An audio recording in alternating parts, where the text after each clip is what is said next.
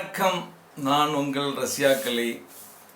இன்னைக்கு சட்டம் நம் கையில் என்ன பார்க்க போகிறோம் அப்படின்னா, சேல் டீட் அப்படின்னா என்ன, சேல் அக்ரிமெண்ட் அப்படின்னா என்ன, சேல் டீட் எப்போ போடணும், சேல் அக்ரிமெண்ட் எப்போ போடணும், சேல் அக்ரிமெண்ட் ஏன் போடணும், அதில் என்னென்ன கிளாஸஸ் இருக்கும், அதுதான் இன்னைக்கு பார்க்க போகிறோம்.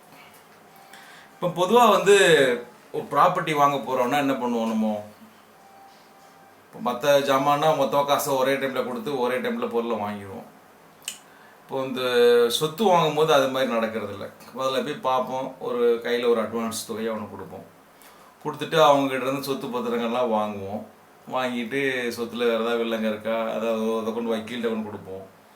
கொடுத்துட்டு அவர் டாக்குமெண்ட்லாம் பார்த்துட்டு எல்லாம் கரெக்டாக இருக்கா, சொத்தை வாங்கலாமா, எதில் பிரச்சனை இருக்கா, எதில் வில்லங்க இருக்கா, அதெல்லாம் ஒப்பீனியன் பார்த்து சொல்லிவிட்டு அவர் சில எதாவது செய்யணுமோ அதெல்லாம் சொல்லுவாங்க. சொல்கிறதுக்கு போது அப்போ ரெண்டாவது அது எல்லாம் ஓகே, எல்லாமே கரெக்டாக இருக்குது அப்படின்னு சொன்னால் கடைசியில் ஒரு சேல் லீட் போடுவாங்க. இந்த சேல் லீட் போடுறதுக்கோ காலகட்டத்திலையும் இந்த அட்வான்ஸ் கொடுக்குற காலகட்டத்திலும் இந்த இடப்பட்ட பீரியட் இருக்குது பார்த்தீங்களா, இதுதான் sale agreement period. Sale agreement அதனால் என்ன பண்ணுவோம்னா, இப்போ நம்ம இப்போ ப்ராப்பர்ட்டியை பார்க்குறோம், பார்த்துட்டு நமக்கு பிடிச்சி போச்சு, கையில் ஒரு அட்வான்ஸ் கொடுக்குறோம்.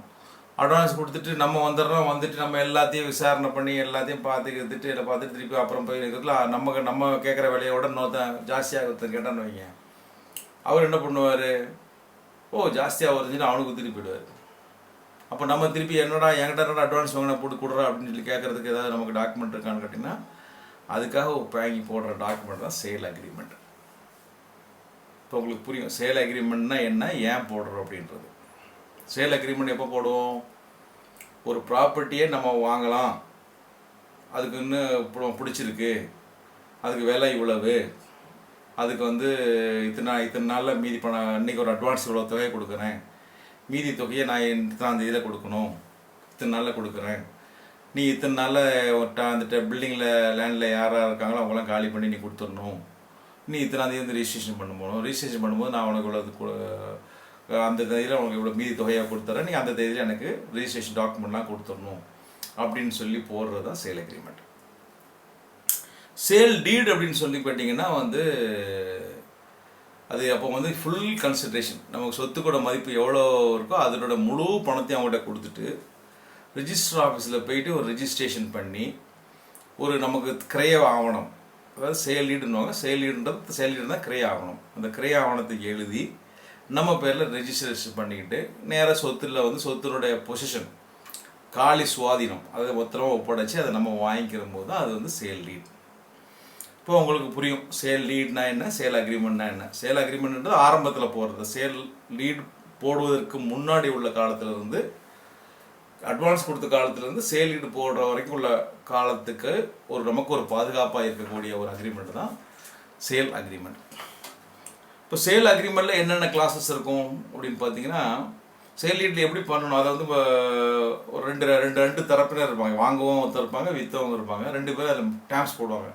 என்ன டேம்ஸ் போடுவாங்க, இந்த ப்ராப்பர்ட்டியோட விலை இவ்வளவு, நான் இத்தனாந்தேதி இவ்வளோ வாங்கியிருக்கேன், பேலன்ஸ் அமௌண்ட்டை இத்தனாந்தேதிக்குள்ளே வாங்குவேன், இதில் வில்லங்க இல்லை, அடமானம் இல்லை, அடமானம் இருந்தால் அது பேங்கில் கடன் இருந்தால் அந்த கடனை இத்தனாந்தேதிக்குள்ளே அடைச்சி உங்களுக்கு பத்திரத்தை மீட்டு தருவேன், ப்ராப்பர்ட்டியில் யாரெல்லாம் இருக்காங்க அவங்கள இத்தனாந்தேதிகளை காலி பண்ணி உங்களுக்கு காலி சுவாதனம் ஒப்படைப்பேன் அப்படின்ற விஷயங்கள்லாம் குறிப்பிட்டு அந்த டைம் இத்தனாந்தேதிக்குள்ளே நீ பணத்தை பேலன்ஸ் அமௌண்ட்டை கொடுத்துடணும்.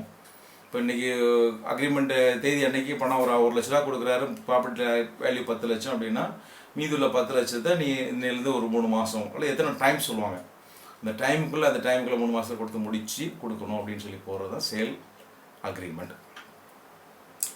இப்போ சேல் அக்ரிமெண்ட் படி அவர் நடக்கலை அப்படின்னா என்ன பண்ணுவாங்க, இப்போ நம்ம அதுக்குள்ளே வேற ஆளுக்கு வித்துட்டோம் அப்படின்னா நம்ம என்ன பண்ணுவாங்க, அதை நம்ம வாங்குற போகிற மாதிரி இருந்தால் சேல் அக்ரிமெண்ட் படி எனக்கு தான்ப்பா தரணும், அட்வான்ஸ் கொடுத்துருக்கேன், வேற ஆளுக்கு வித்துட்டாரு, அதனால் அது அவங்க வெளியாளுக்கு வித்து செல்லாது, நான் தான் அக்ரிமெண்ட் ஹோல்டரு, அது எனக்கு தான் நீ கொடுத்தாகணும், specific performance of act, suit for specific performance அப்படின்னு சொல்லி போடுவாங்க. ஸோ இந்த சேல் அக்ரிமெண்ட் படி எனக்கு தான் விற்றுருக்கணும், நான் தான் அக்ரிமெண்ட் போட்டிருக்கேன், எனக்கு நான் ரெடியாக இருந்தேன், அவர் விற்றுட்டு வேற ஆளுக்கு விற்று அது விற்று செல்லாது, எனக்கு ஒன்று எழுதி கொடுங்க அப்படின்னு சொல்லி கேஸ் போட்டு நம்ம சொத்தை வாங்க முடியுமான்னா சேல் அக்ரிமெண்ட் இருந்தால் வாங்கலாம். சேல் அக்ரிமெண்ட் பொறுத்த வரைக்கும் இன்னொரு கேள்வி, அதை ரெஜிஸ்ட்ரேஷன் பண்ணணுமா பண்ணக்கூடாதா அப்படின்றது. ஆரம்பத்தில் வந்து யாரும் சேல் அக்ரிமெண்ட்ன்றது வந்து ரிஜிஸ்டர் பண்ணுறது இல்லை. அது வந்து ஒரு 20 ரூபா ஸ்டாம்ப் பேப்பரில் எழுதி கொடுத்து வாங்கினா போதும். எவ்வளோ பெரிய தொகையாக இருந்தாலும் சரி ஒரு 20 ரூபா ஸ்டாம்ப் பேப்பரில் எழுதி கொடுத்து வாங்கினா போதும். ஆனால் இப்போ உள்ள இன்னைக்குள்ள சட்டம் என்ன சொல்லுதுன்னா, சேல் அக்ரிமெண்ட்டாக இருந்தாலும் சரி சேலீடாக இருந்தாலும் ரிஜிஸ்ட்ரேஷன் பண்ணணும்னு சொல்லுது. ஸோ அப்போது சேல் அக்ரிமெண்ட்டுக்கும் நீங்கள் போய் கோர்ட் ஃபீஸ் கட்டணுமா, அது பேர் என்ன, இந்த ஸ்டாம்ப் டியூட்டி கட்டணுமான்னா, சேல் டீடுக்கு வந்து ஸ்டாம்ப் டியூட்டி வந்து ஜாஸ்தி 11% வாங்குறாங்க. இன்றைக்கி தமிழ்நாட்டில் ஒரு சொத்தாக இருந்தால் 7% ஸ்டாம்ப் டியூட்டி, அப்புறம் ரெஜிஸ்ட்ரேஷன் சார்ஜஸ் ஒரு 4%, டோட்டல் 11% ஆகுது. சொத்து மதிப்புக்கு 11% ஸ்டாம்ப் டியூட்டி கட்டணும் சேல் லீட் போடும்போது. சேல் அக்ரிமெண்ட் போடும்போது அப்படி கிடையாது. சேல் அக்ரிமெண்ட்டுக்கு போடுறது எவ்வளோ கட்டணும்னா, ஒரு 20 ரூபா பேப்பரில் அடித்தா போதும், ஸ்டாம்ப் அடித்தா போதும். அதுக்குள்ள ரெஜிஸ்ட்ரேஷன் சார்ஜஸ் ஜஸ்ட் 1% ஆஃப் வாட்னா நீங்கள் என்ன பணம் அட்வான்ஸாக கொடுக்குறீங்களோ அந்த அமௌண்ட்டுக்கு. ஸோ அட்வான்ஸாக கொடுக்குற அமௌண்ட்டுக்கு 1% கொடுத்தனா போதும். ஸோ இதுதான் அது. இப்போ சப்போஸ் இன்றைக்கி நிறைய பேர் பார்த்தீங்கன்னா சேல் அக்ரிமெண்ட் போடுறாங்களான்னா, சேல் அக்ரிமெண்ட் இப்போ ரிஜிஸ்ட்ரேஷன் பண்ணுறாங்களான்னா பண்ணுறதில்ல. அதான் நடக்குது நாட்டில்.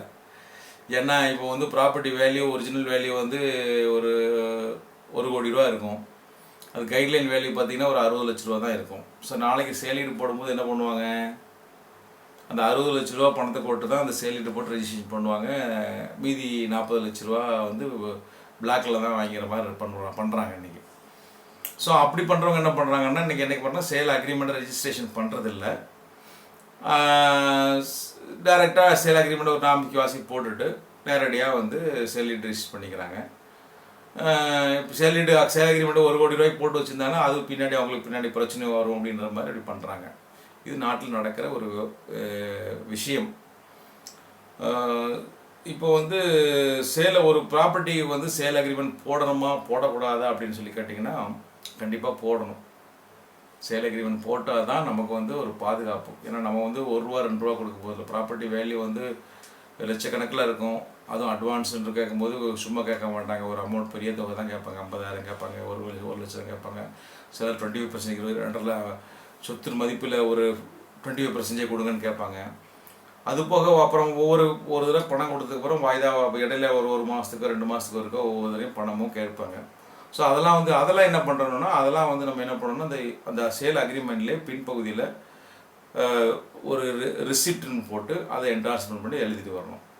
உதாரணத்துக்கு சேல் அக்ரிமெண்ட் போடும்போது நீங்கள் வந்து ஒரு ப்ராப்பர்ட்டி வேல்யூ ஒரு 20 லட்சம் அப்படின்னு வைங்க.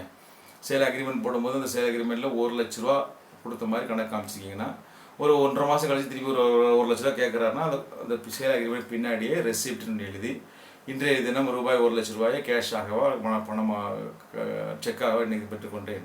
எத்தனை நாள் என்னென்னலாம் போட்டாலும் அந்த தேதி போட்டு அவங்க வாங்கினவங்க கையெழுத்தையும் போட்டு 2 பேர் அக்ரிமெண்ட்லையும் எழுதிக்கிறோம். சேல் அக்ரிமெண்ட்னா என்ன பண்ணுவோம், 2 காப்பி இருக்கும். நம்மள்ட்ட ஒரு காப்பி இருக்கும், அவங்கள்ட்ட ஒரு காப்பி இருக்கும். 2 காப்பிலையும் எழுதிடணும். 2 காப்பியில் எழுதி கையெழுத்து போடணும். அதான் நமக்கு சேஃப். ஏன்னா ஒரு காப்பியில் போட்டுட்டு அவர் காப்பியில் போடணும்னு நீங்கள் நாளைக்கு அந்த காப்பி காமிச்சிட்டு கோர்ட்டில் போய் காமிச்சான்னு வச்சுங்க, அதில் பாருங்க காமிக்கலை அப்படின்னு சொல்லி அப்படி சொல்லக்கூடாது. ஸோ நம்ம 2 பேர் காப்பிலையும் போட்டுக்கணும். ஸோ இப்படி தான் இந்த சேல் அக்ரிமெண்ட் சேல் டீடுன்றது உங்களுக்கு நல்லா தெரியும் புரிஞ்சுக்கணும்னு நினைக்கிறேன். இந்த வீடியோ உங்களுக்கு எப்படி இருந்ததுன்றதை பற்றி உங்கள் கமெண்ட் செக்ஷனில் குறிப்பிடுங்க. தொடர்ந்து நம்ம சேனலில் பாருங்கள், சப்ஸ்கிரைப் பண்ணுங்கள், ஷேர் பண்ணுங்கள். சட்டம் நம் கையில், சட்ட அறிவு, நாலேஜ் இஸ் பவர். நன்றி, வணக்கம்.